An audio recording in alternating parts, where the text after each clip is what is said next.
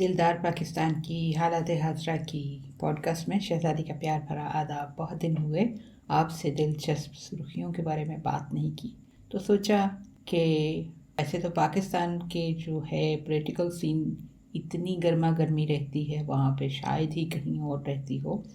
क्या है कि आपको अगर याद होगा 13 जनवरी 2022 सुर्खियाँ क्या थीं, याद करवाते हैं आपको। Heavy fight between Imran Khan and Parvez खटक।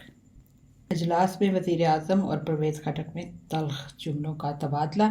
आपको वज़ीर आज़म हमने बनवाया, परवेज़ खटक की इमरान खान पर सख्त तनकीद। परवेज़ खटक की वज़ीर आज़म को धमकी।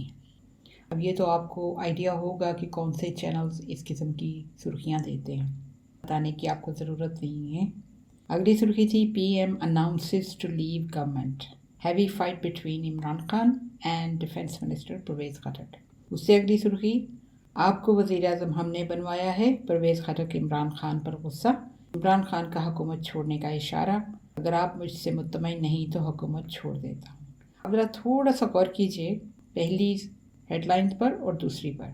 PM announces to leave government, ये पूरी बात का मफहूम ही बदल जाता है। अब जब अनाउंसमेंट करते हैं तो वो आपकी अनाउंसमेंट होती है किसी सोचे समझे फैसले के हिसाब से, और जब आप डिस्कशंस कर रहे होते हैं किसी ख़ास टॉपिक पर, किसी ख़ास समझ लीजिए नुक्ते पर, तो जब ऊंच-नीच हो जाती है तो एक किस्म से ये कहना कि आप मुझसे मुतमईन नहीं हैं तो हुकूमत छोड़ देता हूँ। अगर गौर कीजिए कि ये जुमला जो है वो उस गुस्से के बबल को कम करने के लिए बहुत बढ़िया जुमला है, जो कि उस वक्त शायद परवेज़ खटक को था गुस्सा।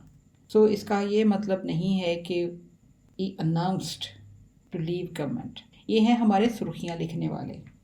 इसके अलावा अगली सुर्खी वही वाली सेम वाली, heavy fight between Imran Khan and defence minister Parvez Khattak. अगली सुर्खी, वज़ीर आज़म और परवेज़ खटक में तल्ख़ कलामी, परवेज़ खटक आप मुझे ब्लैकमेल नहीं कर सकते।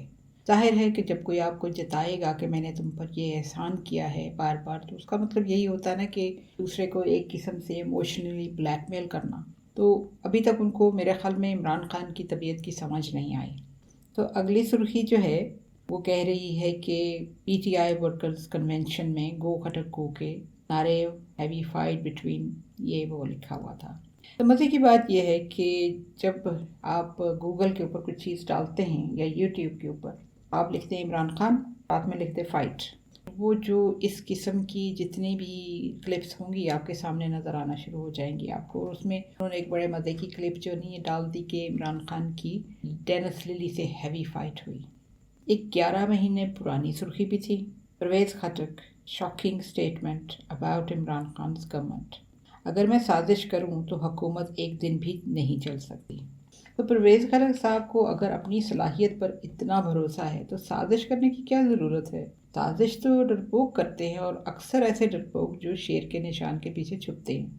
हर कोई प्राइम मिनिस्टर बनने के शौक़ में मरा जा रहा है। एक वो भी मरा जा रहा है जो लंदन में बैठा है, रंग बिरंगी बीमारियां हैं, लेकिन प्राइम मिनिस्टर ज़रूर बनना है। परवेज़ खटक साहब को सियासत में जो तजुर्बा है लाजमी, वो इमरान खान से बहुत ज़्यादा है। हैरानगी इस बात की आती है कि अब तक वो किस चमत्कार का इंतज़ार करते रहे। अगली सुर्खी जो है वो भी मिलती जुलती है।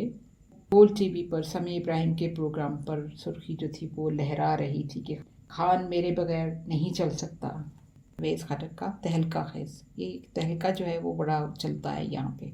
तो माजरत के साथ खटक साहब, इससे मिलती जुलती बात तो रेहाम रमज़ान ने भी की थी, और फिर तहलका खेज किताब ले आई थी, और उसने सोचा था कि ये किताब से जो है इमरान खान का फ्यूचर बिल्कुल तबाह हो जाएगा, बहुत उम्मीदें लगाई थी।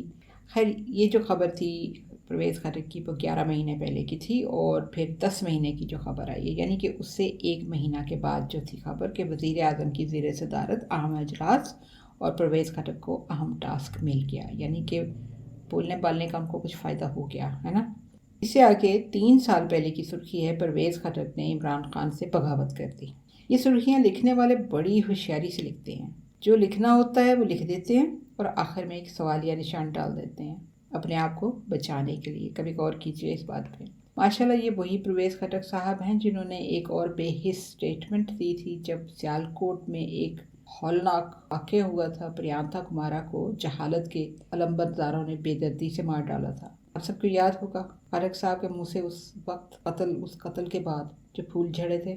सच बात तो ये है कि खरक साहब को रिटायर हो जाना चाहिए और वज़ीर आज़म बनने के ख्वाब छोड़ ही दे तो बेहतर है। हर इंसान की हर ख्वाहिश तो खुदा ताला पूरी नहीं करता। वो तो इंसान को बाद में पता चलता है कि जो कुछ भी हुआ खुदा ने हमारी बेहतरी के लिए ऐसा किया। तो बिल्कुल यही सुर्खियाँ 11 महीने पहले की भी थीं और लगता है कि परवेज़ खटक साहब को गुस्सा बहुत आता है। अगली सुर्खी 1 साल पुरानी है और सिवाय हामिद मीर के और कौन लिखेगा। बहुत अफसोस होता है कि मैं बहुत साल पहले मिली थी उनसे, तब तक उनका इमेज जो था मेरे जहन में इतना ख़राब नहीं हुआ था, लेकिन अब कुछ गड़बड़ हो गया है। सो वो सुर्खी उन्होंने लिखी, परवेज़ खटक सही और वज़ीर आज़म गलत। कैसे साबित हुआ? आजकल हो सकता है वो इसी सब्जेक्ट पर पीएचडी कर रहे हों। वैसे अब चीता नज़र आना शुरू हो गए हैं टीवी पर। खटक साहब को वज़ीर आज़म के रवैये से शिकायत, ये भी एक सुर्खी थी। हैरत की बात यह है कि नून लीग और पीपल्स पार्टी किसी को भी नवाज शरीफ और जरदारी साहब से और उनके रवैये से शिकायत कभी नहीं हुई। इसलिए कि वो सब उनसे डरते हैं। जरदारी साहब वैसे तो ज़बान बड़ी अपनी मीठी रखते हैं, वैसे ये है कि हौल ज़रूर है सबको उनका। इमरान खान के बारे में दिलदार भाई ने सिर्फ मुख्तसर अल्फाज इस्तेमाल किए थे एक दफ़ा, जिन दिनों वो इमरान खान के साथ मिलकर शौकत खानम मेमोरियल लाहौर के चंदे इकट्ठे करने निकले थे। तो उनको इमरान खान से मिलने का काफ़ी मौका मिला, लेकिन मुझे सिर्फ ये बताया कि वो बड़ी वक्री किस्म का इंसान है। मुझे इस बात का तो पता है कि अक्सर लोग नॉर्मल हालात और माहौल से समझौता करके कुछ एक जैसे हो जाते हैं, लेकिन कभी कभी आपको कोई ऐसा शख्स भी मिलता है या मिलती है जिसकी शख्सियत बहुत मुख्तलिफ होती है तकरीबन हर लिहाज से। इस बात का असल अंदाज़ा बहुत साल बाद हुआ इमरान खान को खबरों में देखकर, कुछ उसके इंटरव्यूज़ और तकरीरें वगैरह, और कुछ दुनिया की नज़र से इमरान खान की शख्सियत। जो इंसान अक्सरियत से मुख्तलिफ हो उसे बहुत सी जायज़ और नाजायज़ तनकीद का सामना करना पड़ता है। जायज़ इसलिए कि तनकीद करने वाले ने वो तनकीद अपनी समझ के मुताबिक की, और पाकिस्तान में तो वैसे ही हम सब बहुत कुछ जानते हैं, वो तनकीद करने में हमेशा पहल करते हैं। नाजायज़ इसलिए कि तनकीद करने वाले को ना तो मसले की सही समझ और ना उस इंसान की सही समझ जिस पर वो तनकीद कर रहा है। इसके अलावा नाजायज़ तनकीद अक्सर जेलसी, हसद वगैरह की वजह से होती है। आजकल के ज़माने में सच बोलना जुर्म है, और अगर आप सच बोलेंगे तो कोई भी आपसे दोस्ती बनाना पसंद नहीं करेगा। इसके अलावा अगर आपके कुछ असूल भी हैं इस सच बोलने की आदत के साथ, तो आपको कुछ लोगों से बहुत तनकीद और मुकाबला मिलेगा, वो भी खामखा का। तो दूसरा इंसान हर वक्त इस ताक में रहेगा कि वो कैसे आपको नीचा दिखाए, और ये भी कि किस तरह वो आपको आपसे ज़्यादा असूल परस्त बनकर दिखाए। लेकिन ये सब कुछ आपके मुकाबले में होता है। असली ज़िंदगी में ऐसे शख्स में कोई तब्दीली नहीं आई होती। वो तो सिर्फ आपको ये बताना चाहते हैं कि तुम होते कौन हो, मुझे ऐसे असूल दिखाने वाले, मेरे असूल तुमसे ज़्यादा हैं। ये सब मुकाबलाबाजी, खामखा की सरदर्दी किस्म के इंसान के साथ खिलाफ जो सिर्फ अपनी आदत की वजह से असूल परस्त है। ऐसे लोग चाहते हैं कि आप उनको अपने सर पर बिठाएं, उन्हें हर वक्त इज्जत दें, इसलिए कि आपने उनको अपने बराबर का दर्जा दिया है। अगर आप उनको आका और ग़ुलाम के रिश्ते से चलाएं तो वो कभी भी आपसे मुकाबला करने का ना सोचते। ये सब कुछ मैंने परवेज़ खटक के लिए नहीं बोला, बल्कि ये सिर्फ ज़िंदगी का एक मुशाहिदा है। वैसे भी अगर आप गौर करें तो नवाज़ शरीफ का जो और तरीका है, इवन के पार्लियामेंट में जब कभी वो आते थे साल में एक दफ़ा, तो अगर कोई बोलता था तो फ़ौरन चुप करा देते थे उसको। अब वापस आते हैं जरदारी और नवाज़ शरीफ की तरफ। इनको आज तक उनके साथ काम करने वालों ने धमकियां दी हैं, या शायद आपको पता हो, मुझे नहीं मालूम।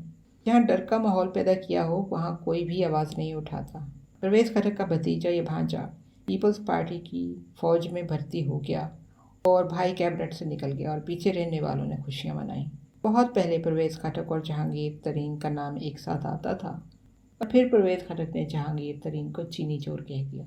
फिर परवेज़ खटक की हैवी फाइट के चर्चे हुए 1 महीना पहले फवाद चौधरी के साथ। यूँ लगता है कि सब लोग हर वक्त बॉक्सिंग रिंग में एक दूसरे पर प्रैक्टिस करते रहते हैं। हाँ, तो उस दिन 13 जनवरी की जब बात है, तो आपने शायद देखा होगा वो कवरेज, क्योंकि मैंने यूट्यूब के ऊपर वो क्लिप देखी थी कि ये सहाफ़ी जो हैं, ये इन्होंने जो खबरें सब ऑलरेडी ये सुर्खियाँ छाप रहे थे تو جہاں میٹنگ ہو رہی تھی وہاں پہ باہر کھڑے تھے اور ابھی اس میٹنگ سے باہر کوئی نہیں ابھی آیا تھا. سب سے پہلے شہباز گل باہر آئے اور وہ تو آپ کو پتہ ہے کہ وہ ہمیشہ جس طریقے سے بات کرتے ہیں بہت مسکرا رہے تھے، خوش تھے، اور انہوں نے ان کو ان کا جواب دیا. انہوں نے پوچھا کہ یہ کیا ہو رہا ہے، تو انہوں نے بتایا کہ کوئی ایسی بات نہیں تھی، صرف گیس کا وہ ایشو تھا جس کو سیٹل کرنا تھا، تو اس میں کچھ اختلاف رائے ہو گیا اور کوئی بات نہیں ہے. ان کو تسلی نہیں ہوئی. یہ شہباز گل تو چلے گئے اور پھر وہ دوسرے صاحب آ گئے، کیا نام ہے ان کا، جن کے پاس یہ سارا گیس کا معاملہ ہے. وہ آئے تو انہوں نے بھی تقریباً وہی بات کی جو شہباز گل کر رہے تھے.